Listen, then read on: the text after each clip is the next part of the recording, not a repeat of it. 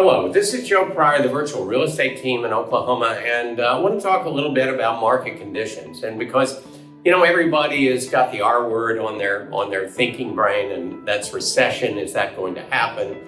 What's going to happen with interest rates? All sorts of questions are out there.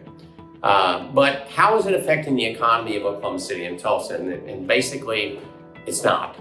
The market is still strong. Homes are still selling at an incredible rapid rate. In fact, more than I've seen at this time in August. In other words, we're at a point where school has already started.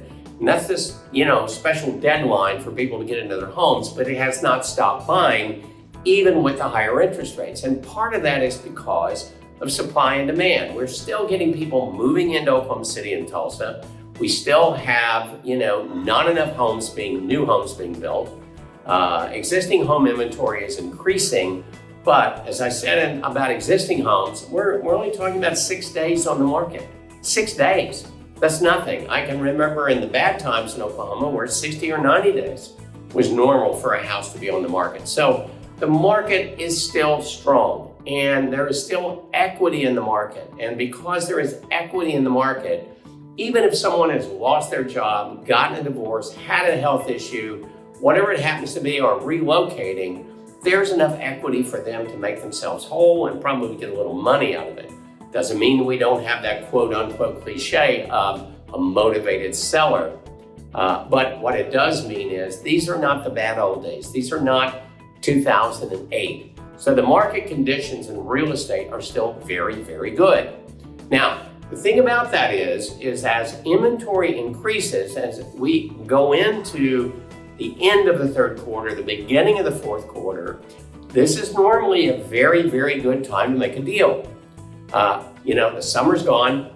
The grass is starting in Oklahoma. They go from green to kind of tan because our Bermuda grass needs heat and it needs water. And so things start changing. Football season starts, school has started, the state fair is over.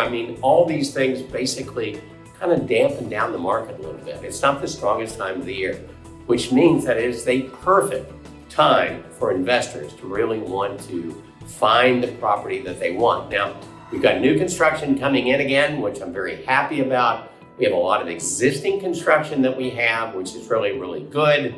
And so there's some choices out there right now that excite me, that when I do the return on investment analysis look extremely good. Where we have positive cash flow instead of neutral and negative cash flow. And that's affecting a lot of markets right now because of these interest rates and all because of prices going up. And again, remember, and I say this over and over again, Oklahoma City and Tulsa are two of the most affordable markets in the United States. In other words, I did a contract the other day on a fairly new home at $215,000. You don't find that in Raleigh-Durham. You don't find that in Nashville. You certainly don't find that in California, New York, New Jersey, or Florida.